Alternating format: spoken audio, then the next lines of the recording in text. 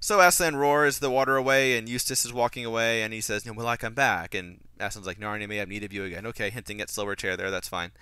And they walk through the water, and then I've seen the movie 3 times. This is a very very cool effect when they're in the spare bedroom and the water is getting lower and their clothes are and everything is perfectly dry. I've seen the movie 3 times. The effect still holds up. It really looks good. I'm not even was the water. I guess the water must have been CGI. I guess, but it looks really really good. Very impressive effect. After that, we have a very rare example in the movie of some visual storytelling, showing rather than just telling here. Eustace hangs up the painting, treats it with respect. Towards the beginning of the movie, Eustace was really being very condescending about the painting. Now we see him treating it with respect, hanging it on the wall. And without having to say any words, we can just see, oh wow, he's really changed. Here he is in the same spot he was at the beginning of the movie, but now he's treating that painting with respect. You can really see his arc there. So wow, if this scene had been directed like all the other scenes in the movie were directed, Eustace would have picked up the painting and gone, I was being very condescending about this painting.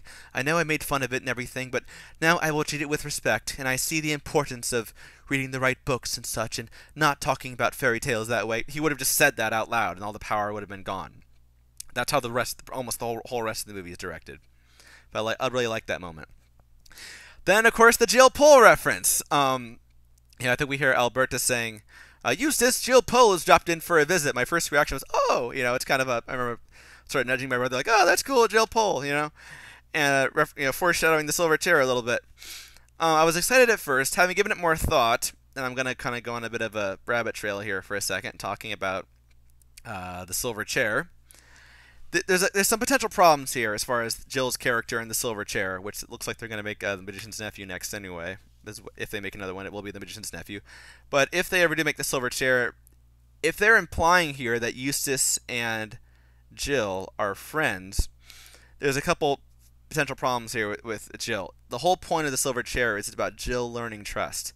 At the beginning of the book, she has no one to turn to, especially people in position of authority. She can't trust any of her teachers. The whole system's corrupt.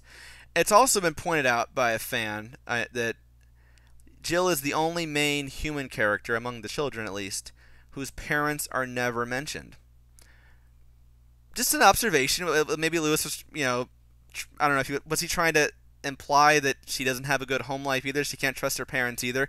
Just an observation. I think it's interesting that Jill, of all characters, this character who is struggling with trust, especially trust in authorities.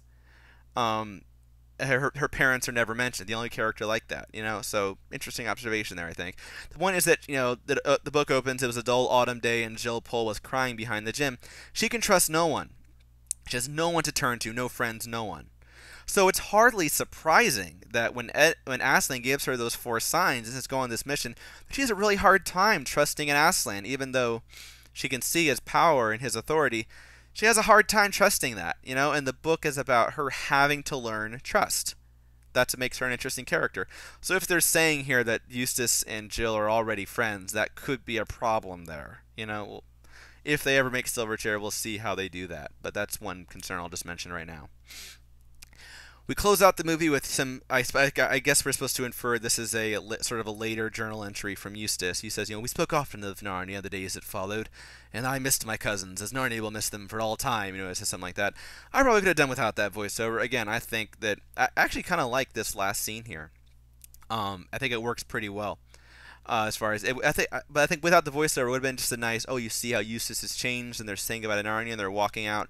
No need to say anything else. Just there might be kind of emotional if they did that. But the voiceover, I can see how it kind of bookends the movie. Towards the beginning, we had Eustace's journal, and we have that a couple more times throughout the movie. Then having it at the end, I guess, makes it all feel a little more complete. Bookends the story a little bit. But as far as the scene itself, I could have done without the voiceover. I kind of feel like I'm talking about Blade Runner, but with the voiceover. But anyway, so the characters, they walk out. And Lucy gives one last glance back at the painting, and we see the painting's actually moving. The Dawn Treader goes out of sight. Lucy closes the door, and that's it. At this point in the movie, basically for the entire movie, I was just kind of, whenever there'd be a really bad scene, which is almost every scene, my brother was kind of groaning throughout this whole movie, going, oh. I'm thinking, it's going to get better. Trust me, it'll get better. Hang in there. Hang in there. When the movie cut to black and I realized, gosh, it's over. There's no hope of it getting better. I put my head in my hands and I almost cried. I was so angry and upset. I felt betrayed by Walden. Walden, who I always felt like was kind of our safety net. As Narnia fans, the first two films had their mistakes and their flaws, absolutely. But ultimately, I felt like, there are certain things Walden won't let happen. That they want there's a genuine effort being made to try to be faithful to the books, even if they aren't always completely successful. Hey, they can't be too bad. I just always felt good about the fact that Walden was handling it. Seeing this movie, I felt so betrayed. I was just so shocked and surprised at the level of how poor the quality was, I think, and just of everything, and a complete lack of understanding of what the book was about, and just general poor filmmaking, poor storytelling as well. I was really surprised. So when it cut to black there, it just sort of sunk in. That's it. That's it. There's nothing more. We had the Pauline Baines credits, of course, the credits of Pauline Baines' artwork, which I'm a huge fan of Pauline Baines' artwork. I've used her artworks many times on this blog. And, as much as I'd love to say, oh, it was wonderful to see her artwork in there, and it was cool. I think they added some more detail to it so that it would sort of stand up when projected. At the same time, I kind of have a problem with seeing her artwork in this movie, for the same reason I have a problem with seeing C.S. Lewis's name in the credits on this movie. I wish they would take C.S. Lewis's name out of this movie. I don't like the implication that C.S. Lewis or Narnia has anything to do with this movie. It's almost an anti-Don Shredder film. All the sort of the themes that the book talks about, the sense of longing for Aslan's country, the world's end, honor, nobility, all those things are just not, at the most, lightly touched upon in the movie. So when it was all over, I was incredibly disappointed. That's kind of my overall thoughts on this film. Just mediocre film at best. I probably want to say it's a bad film. I'll say it's a mediocre film at best, and just a terrible adaptation. I don't know who's to blame here. I mean, it just seems like the first two films, although obviously they missed some things, there seemed like there was a fundamental general understanding of what the book was about. Here, I think people making the movie either didn't care or were completely clueless as to what it was about. So when it was over, I'm just sitting in the theater, I think one Narnia fan said it to me best. When one fan PM'd me and said, I was shell-shocked.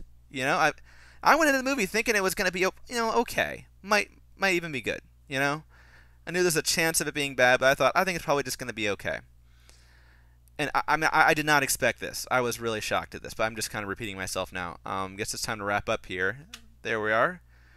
11 parts, sort of reached the end of it here, but we've come a long way, and certainly after 2.5 years of anticipation, hey, and some of you are probably going to say, hey, after that much anticipation, there was no way you could ever have been happy with this movie. Hey, I anticipated Wardrobe for 4 years, and liked it, It wasn't amazing, but I liked it. I was pretty happy. Was content.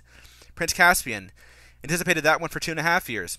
Liked it. Had some problems, but overall liked it. Anticipated Don Shredder for 2.5 years. Awful. They completely messed it up. I don't know whose fault it was, but this movie has nothing to do with C.S. Lewis's book. I wish it did not have his name on it. I wish this movie is nowhere near worthy of the title Voyage of the Dawn Treader.